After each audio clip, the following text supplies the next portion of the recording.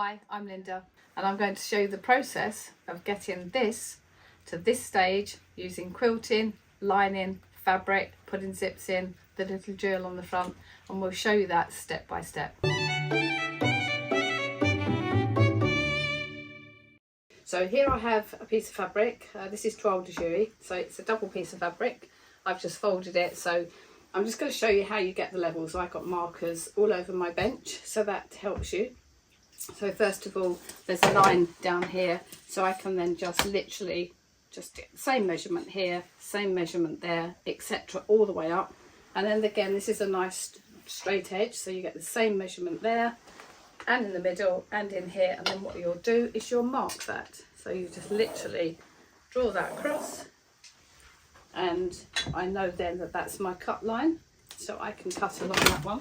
And you can see it's bigger here, smaller there, very small here, so that actually gives you your 90-degree angle of the size here and here that we've just measured.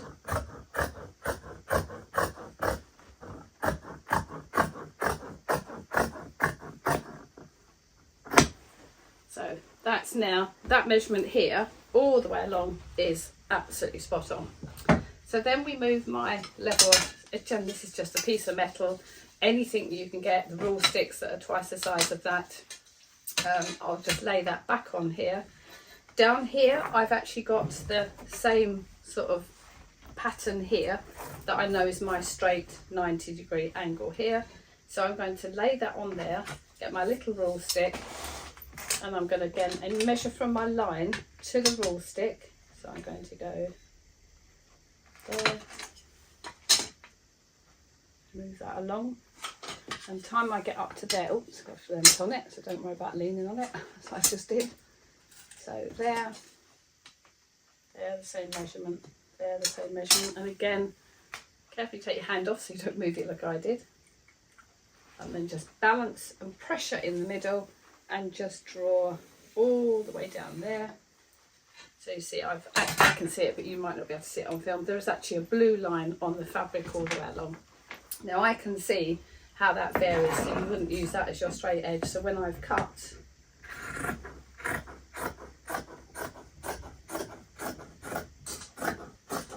these scissors, by the way, are amazing, so I'll share that with you on another video, but the cutting of them and the preciseness and the lightweight, because you know, you don't want to use heavy scissors. These are absolutely perfect, and they come in 2 different sizes, but we'll talk about that later. So now I have a symmetrical here of an exact size, so when I start marking here for my bags, I know this is God, this is absolutely straight. So you're probably wondering why I've got this weight on the bench. So before we go any further, I'll just explain to you. It's actually a house brick inside, baked in the oven, just to literally kiln it really and dry it, and then pad it, cover it in fabric of your choice, and then put a little handle. I can now remove this because I've got my 90-degree shape, but this is an absolute gem of a tool. As you can hear, it's quite heavy. So now I've got my 90 degrees, we're actually going to now measure out. The size of the bag I want is 30 centimetres across the pattern. So this is the upright of the pattern. So we're going to measure 30 centimetres across and put a little mark. And then we're going to go 22 centimetres down. And that's going to be the depth there. So where my marker is there. 22. Mark it there. I'm now going to put my straight edge back on. So from that point to this point where my marker is, I'm just going to draw a line. Obviously I'm doing this for showing purposes. I wouldn't bother doing that, I can cut by eye. That's being too risky for trying to show everybody what we're doing. And then just go across there like that. So I've now got on there my drawn shape. Don't forget there's 2 pieces here. So once I've cut this out now, I've got the back and front of my bag. Cut along just to that dot there, come up that side, and there we have the size of our makeup bag. So again, bearing in mind pattern up and down, so what we'll do now, that's facing up, so we then turn that over, and hey ho, look, we've got a nice house on there now. Otherwise the mistake would have been that look, which we don't want to do, and we've all done it. So that's just the experience. So I'm actually going to decide that how I'm going to do that. That's going to be the front of my bag, because this side, again, although it's 12 de jour, it's very irregular. I find that a little bit uninteresting, so that would be the back of the bag. So now we're in preparation for the next stage of the bag. So don't forget, we've got our 2 pieces that we've just cut out. So we're now going to discard that piece of fabric, and we're going to go to the next fabric, because this bag is going to have actually 3 layers. So we're going to have a little bit of quilting inside and some lining, so that we've got the 3 layers, and it will give it a little bit of worth, but we'll try the quilting as well to see how that looks. So now we've got our 2 bits of fabric we've cut out. I've got a piece of, it's cloth, but it's wadding. It's what you use for patchwork quilting, just insulation. Just gives it a little bit of worth, and then when you draw some lines down to do some machining down, it makes it look like a quilting effect. So it's just something different, so we're going to play around today.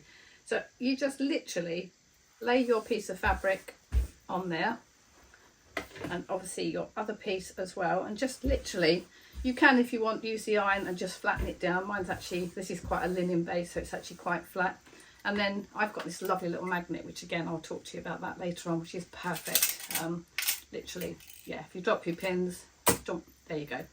So you take your pins and you're pinning in and across, so that instead of pinning near where you want to machine, you're just literally holding the fabric down in every corner, in the middle, another corner. So when we pick it up, it's got stability and holds the 2 pieces of cloth together. So I'll just do that one there.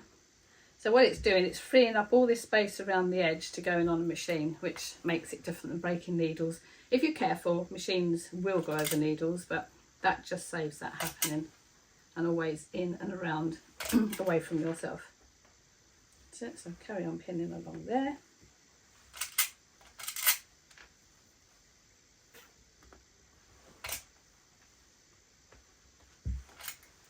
2 left from there. Okay, so now we've got them pinned. That holds that there nicely.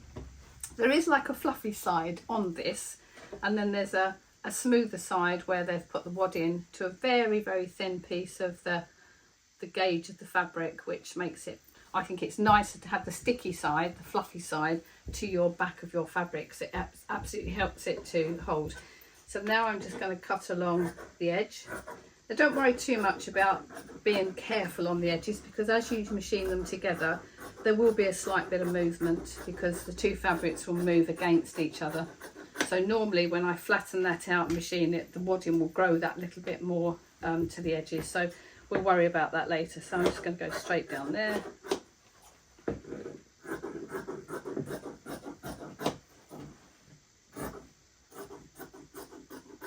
Discard that. Again, get that a little bit neater.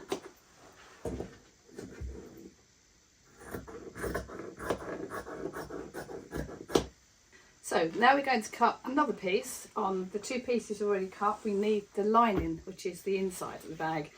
I buy my linings like this, which is much more cost effective for me, but obviously we'll just roll it up a bit. As you can see, this end I've got a piece that's there, which is the shape I need. So I'm just going to be a little bit less frugal with it today for filming, and then put this away, put that over there. So again, you can buy this, you can buy it by the metre in any haberdashery fabric shop. So again, this one's got a little bit of fluff on the back. It's like a little fluffy side, which is a little bit thicker and soft. There's so many different linings, but you'll find the lining that you like. But again, this is quite a nice sort of cosy one. It's got a little bit of worth as well. So again, what we're going to do is we're going to turn that over so the fluffy side is facing up and the best side is facing down. So then when you pick up your one side of your bag, you're going to put the wadding facing to the fluffy side, and then what will happen is, again, give it a little bit of room around the edges, because there will be movement when we start to put the iron on that, and it will flatten down, and then that way it's got movement. So again, I would normally be much more frugal with this and cut it so that I get more pieces, but for filming I'm just going to be a bit lazy so that it's nicer for you to see how I'm doing it. So I'll take that right up to there, Okay, so I'm not going to bother pinning, but if you want to be confident, that's fine. If you want to be, you're a bit nervous, then you could take your pins out and re-put them back in so that it's actually attached to that lining. So you can do that process exactly as we did with the pins on each piece. Take them out, put them back in and attach it to this part.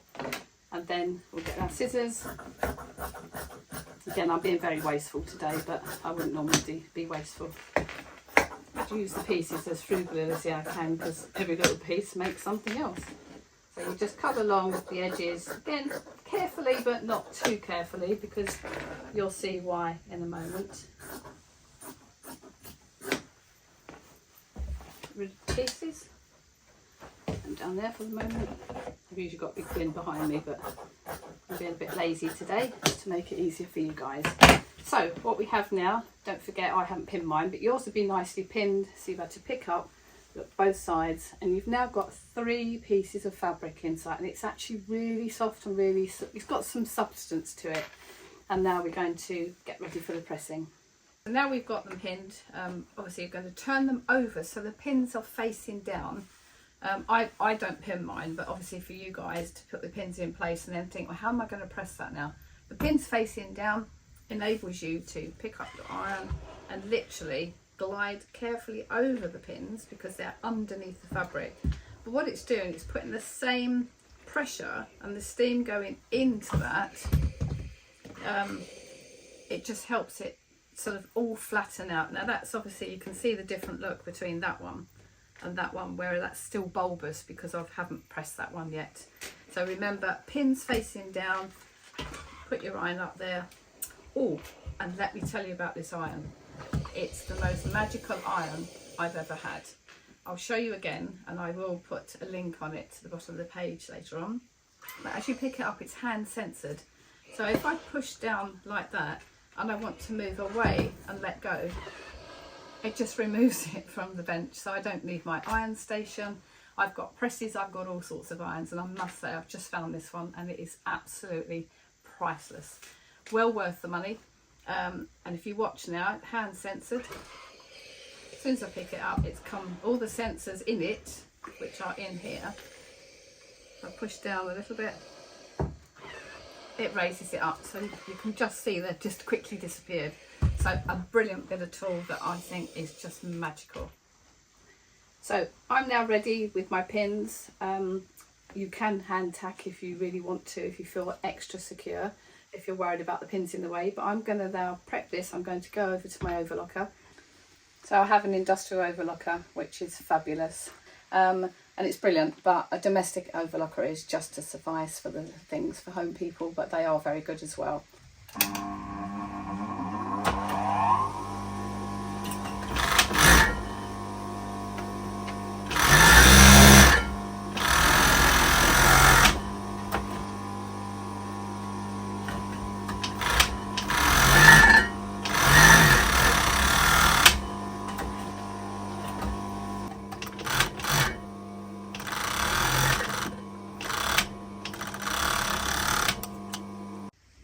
So now we've got our 2 bits all overlocked around and prepared, we're going to take out all the pins and make sure you get every single one of them out because we don't want any nasty surprises.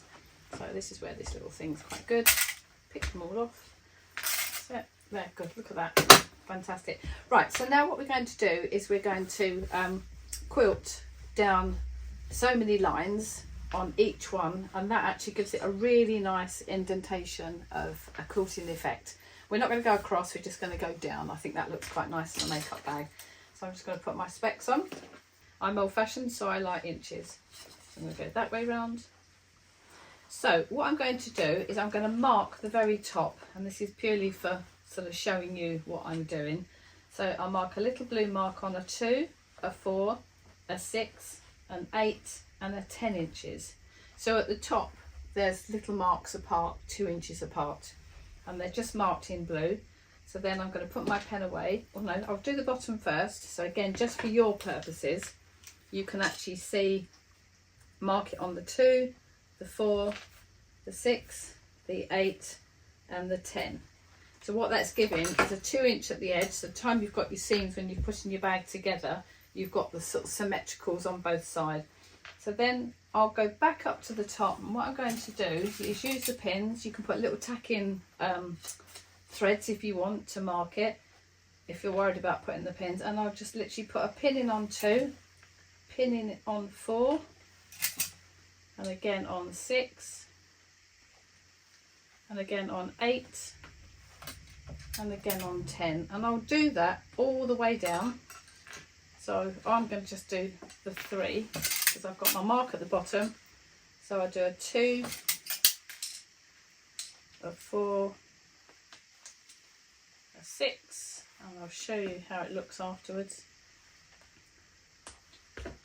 and a 10. So what that means is now I've got the pins in there marking for where I'm going to do my lines. So if I hold them up, so that's how it looks over the back like that. So what I'm going to do is start my marker pen here with the machine, and I'm going to machine all the way down in a nice colour thread. I'm going to use white. You can use red, you can use the oatmeal colour, however you want your quilting to look. So that's my guide all the way down. I've got quite a straight eye, but just to sort of show you how that's done, that will help you get your guides going down top to bottom. And I will do that on both these parts, and then I'll show you the next step.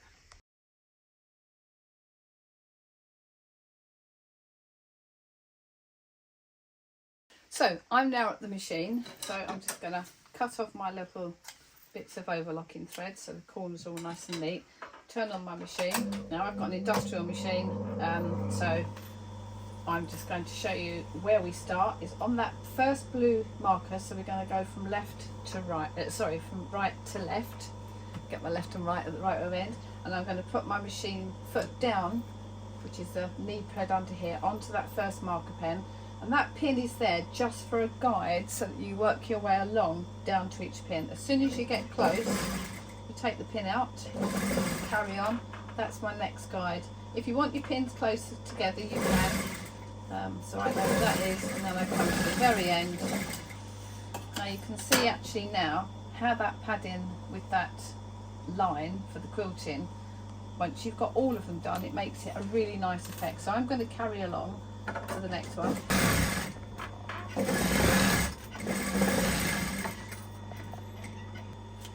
Just got one of the pins caught, that's it, don't worry about that. So I'm going to do the next one. So we've got a few to do, it doesn't take long. The pins will get a little bit sort of caught, but just take your time, be very careful with them.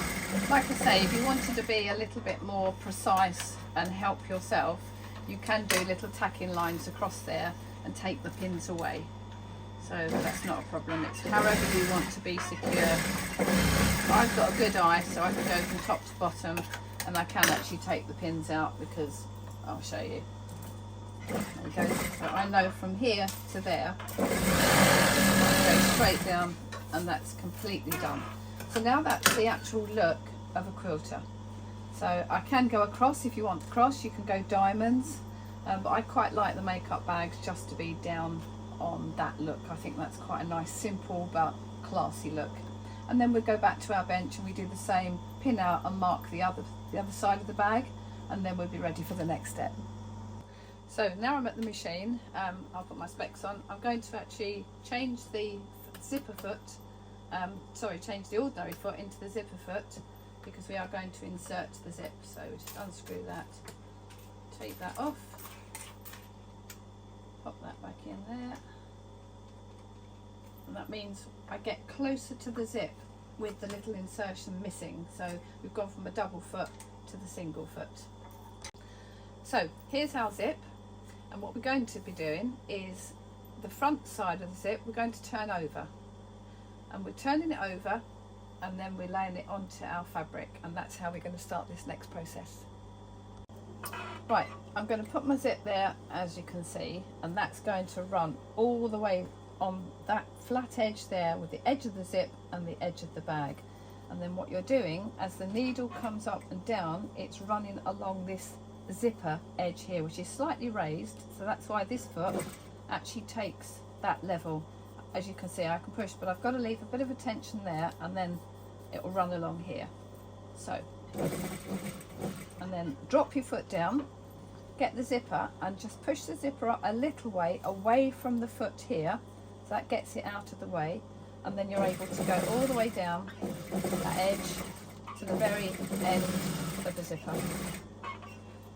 When you get to the end, a little backward stitch and then come off. So you've got your two bits like that, one side of the zipper in, so you're going to turn them over like this. So we've got the face of this one, which is, that's the right side up because we've got our little ducks, so that's facing up. We've got our church and that's facing up, so you've got your two face down up and you're facing up that way for the pattern, so we don't want to get the pattern upside down, and we're turning that over like that.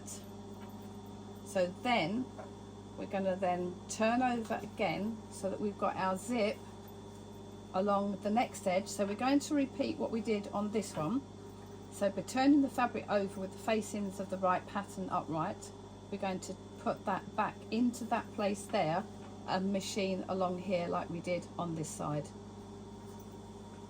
So as long as you've got your two ends level here along this edge, we're going to lift that foot up, put it down and backwards and forwards, and we're going to continue along this edge. And again, as we did before, we've got the zipper here, so we need to transfer the zipper all the way past the foot. So Heather, that's a clearer vision for you. So there's the zipper out the way. We've still got the bit that we need here, and we're going to just come along that edge there, backwards and forwards and off. So now pull the zipper forward, and we now have a bag attached and we have the zipper in place. Right, so now we've got that fabric like that, you can see where the zip is, but you can see what's happening here. So what we're going to do is change the zipper foot back to the flat foot, and what we'll be doing is machining along this edge here, so we end up with a zip that's flattened down by two seams either side, and you'll see why in a minute. So I'm going to change the foot over.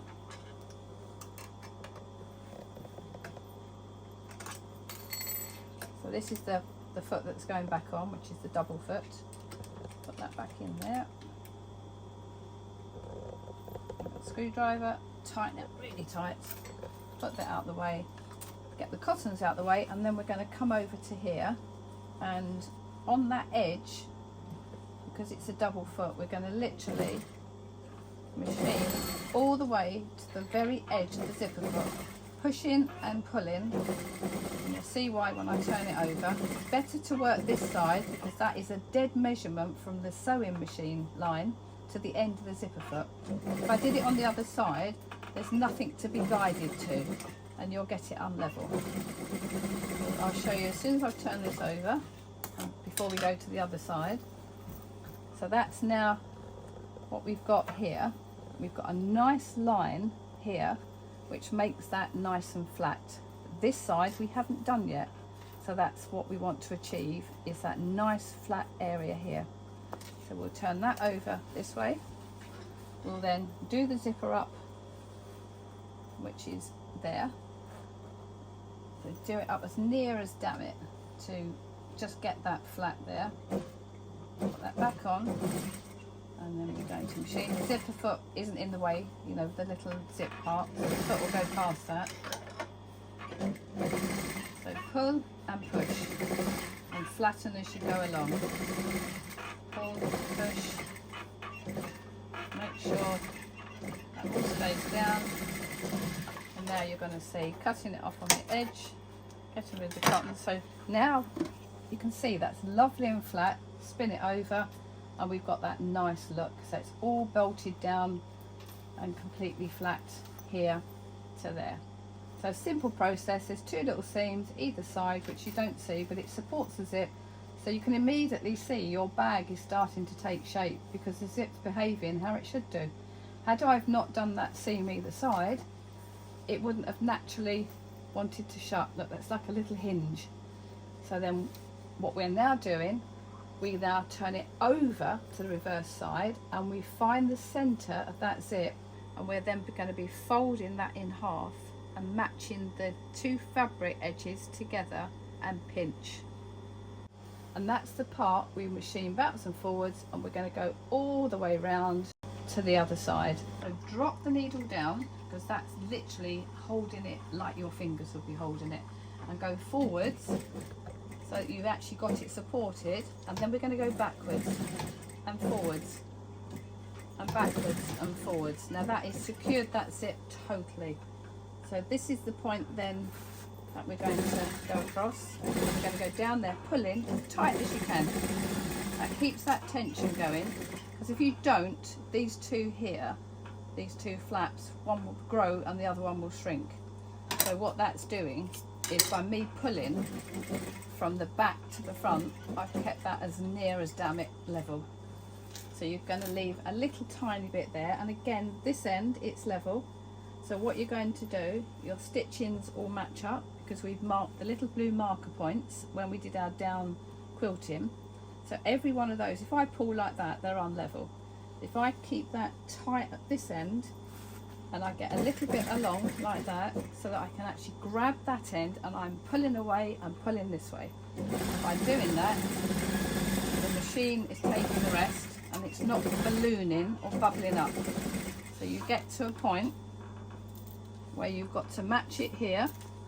So you've got to try and let that tension go a little bit here, and it's not going to be seen, but you've got to make sure you don't have this longer than that, because that's not going to join up with your zip. So you join it there.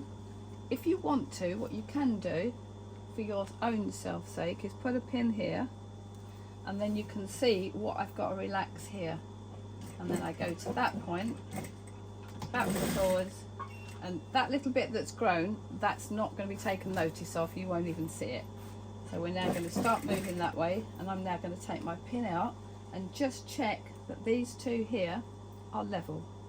Okay, we know that's level here, so again adjust it. If you've got a little bit like that, you know it's wrong. You've got to have these both level from here, and this is a little peekaboo space here, so that you can get your fingers in and undo the zip all the way along. So I'm happy with that, that's level there.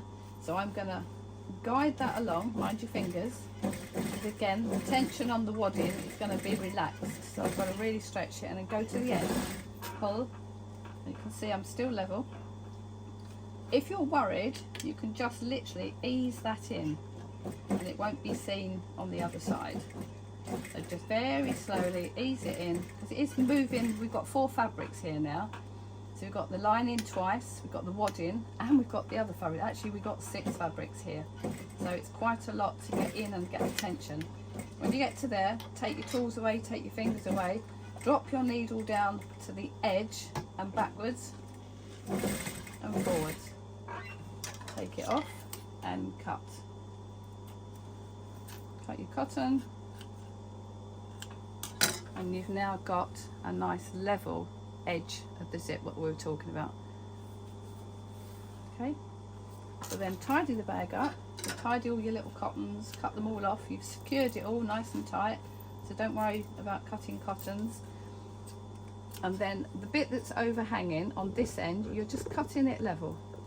Okay, so that's nice and level. Come to this end, that's pretty level anyway, and then we're going to turn through. So now here's our little gap, and there's our little zipper. So we're going to get our hand in and just literally unzip that to the end, ready to turn through. So there's our bag inside. So what you're going to do is you're going to the first corner, and you get your thumb and finger right there, and you ping that out and push and push. It's not going to come undone. You've really got to be confident that you're pushing that corner right out. You then go to the other corner, which is here. Get your fingers in here, get that open like that, push right through, and again really push that in. If you find that hasn't gone in as much, you can put something like a screwdriver or a pencil and really push that out. But bearing in mind you've got 6 fabrics here, so it's quite thick, but it'll go in beautifully. My fingers are quite strong, so. And then we've turned it through, so there we've got our nice little church up the right way, and we've got our little duck that we were looking at before the right way. So what we're doing now, we're going to undo this zip a little bit more. Oh, sorry, close the zip even a little bit more, which is a little bit more difficult. So I've just popped that corner out, so immediately the zip's now on top. So leave it like that, push your thumb in as tight as you can, and you've got the top of the bulb of the zip now poking out, which means that's correct. And then we close it shut, and there's the bag. But obviously we've got little bit here to address, so we're opening the zip right up again. And what I usually do is I put this on the machine, facing down like that. Don't know if you can see that from there. And we're just going to push that little zipper corner apart, put that under the machine, because what we want is that out of the way of the zipper. So we're really going to grab that across, put that down, put the foot down. We're going to go with the machine and the machine backwards and forwards. You're not actually on the zipper, you're on the fabric around the zipper, and pushing with your fingers. We're going to get that little bit just pulled away, and nice and slowly, backwards and forwards, rise up. And you can see now what's happened. Just take the cottons away. And again, you can do your quality control afterwards and take all your cottons away, give it a nice haircut, and we can tidy all that up in a minute. So now you can see the inside of the bag, the zipper. Both the corners are poked out, and obviously we've machined this one here. We can tidy all the cottons up in a minute. And now when you shut it, it shuts right to the end, and there's your bag. So after seeing our finished project today, just a little recap on all the process that we got to get to this stage. So you need your face fabric, and you need to cut that nice and square to the size of the bag you want. And then obviously we're going to use the lining like inside, so you can actually see that it's a nice finished article. Inside that, between the lining and the fabric, is the wadding, and at that point, when we've got the fabric flat, we did the machining down with the wadding and the lining, and then that gives it that nice padded quilted look. We then put it together, and literally those panels that we made, we've put it on the overlocker to seam all the edges, so we get that nice edged finish on the overlocker. So if you haven't got a machine like that, don't worry, you can have it raw inside. You can hand stitch it over with a little blanket stitch or something, just to keep it nice and neat and stop it fraying. We then attached our zip. So I had open-ended zips, but you can buy zips to the size that you want. If you use the open-ended zip, it doesn't matter, because your machining so cleverly and solid at the ends, it doesn't need the little stopper at the end of the zips, because our machine is doing that work for us. So then when we've attached the zip, and then we flatten the zip with another seam that runs along here, that gives it that nice flat look instead of this big flap that sits over. And that's quite likely, sometimes we've all had jackets where you get caught in the zip, they've not secured the zip nicely, so your zips always get stuck. I can run that zip up and down as many times as I want, and that's never going to get caught at all. So then when you've got your finished article, and we've picked our pattern, so that's the nice church that side, and we've got a nice little duckling that side. I like to put little jewels on, and the little parts of the jewellery is, I've got a nice little cat. I don't think the cat and the duck will get on, but you just secure that to your little zipper here. Oops, fingers and thumbs. And that makes it really quite nice and special. But there's loads of different ideas you can use. You can use a nice one to coordinate the colours, which is a little handmade jewellery, which I'm sure, a little needle and thread, you can create your own designs. Or even just something a little sparkly, and I'll put this one on so you can see how it works. So you're attaching it to the zip, in it goes, and look how lovely that looks for the evening if you're going out. The bigger the sparkle, the better the bag looks glitzy at night. Tone it down during the day, and you can have it quite plain when you go out and about. Or if you just want it as a makeup bag, the zips with the little jewels make it extra special and extra nice to use and fun. But like I say, you can get loads of things in there, whether you're going out for the evening, your phone, your bits of makeup, notebook and pen, or all the makeup you can think of in your bathroom. So what a fun thing to have. I hope you enjoyed the video.